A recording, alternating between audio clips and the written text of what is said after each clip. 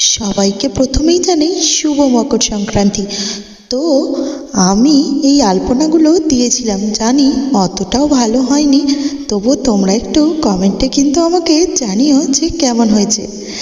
চলো ভাবলাম একটা ব্লগ দিয়ে দিই, যেহেতু আলপনা দিয়েছি। তো আলপনাগুলো কেমন লাগলো তোমাদের তোমরা একটু জানিও, আর এই লক্ষ্মীর পাগুলো কেমন লেগেছে একটু জানিও। আলপনাটা যদি ভালো লেগে থাকে প্লিজ প্লিজ প্লিজ একটা কমেন্ট করে যেও।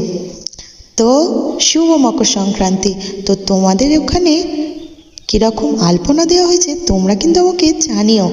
আর এই যে ওটা আমাদের ঘট বসেছে, তো এই যে আলপনাগুলো আমি দিয়েছি তোমরা একটু দেখে বলো কিন্তু যে কেমন হয়েছে।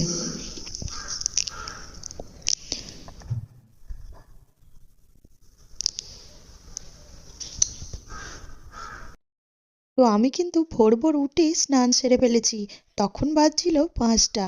তো তখন আর ভিডিওটা করতে পারলাম না, কারণ এই যে আমি পোস্ট এনেছিলাম। তো তোমাদের এই নিয়মটা কাদের কাদের আছে তোমরা কিন্তু আমাকে জানাতে ভুলো না।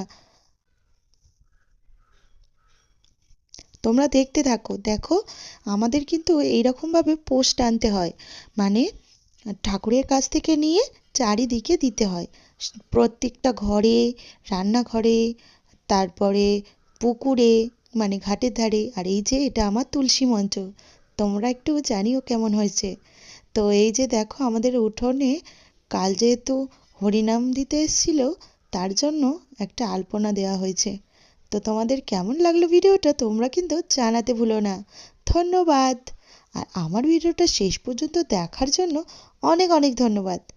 তোমরা কিন্তু কমেন্ট করতে ভুলো না। আর এই যে আমার কিন্তু ফল কুচানো রেডি হয়ে গেছে, কারণ ব্রাহ্মণ আসবে পুজো করতে। তো তোমাদের বাড়িতে এরকম কাদের কাদের নিয়ম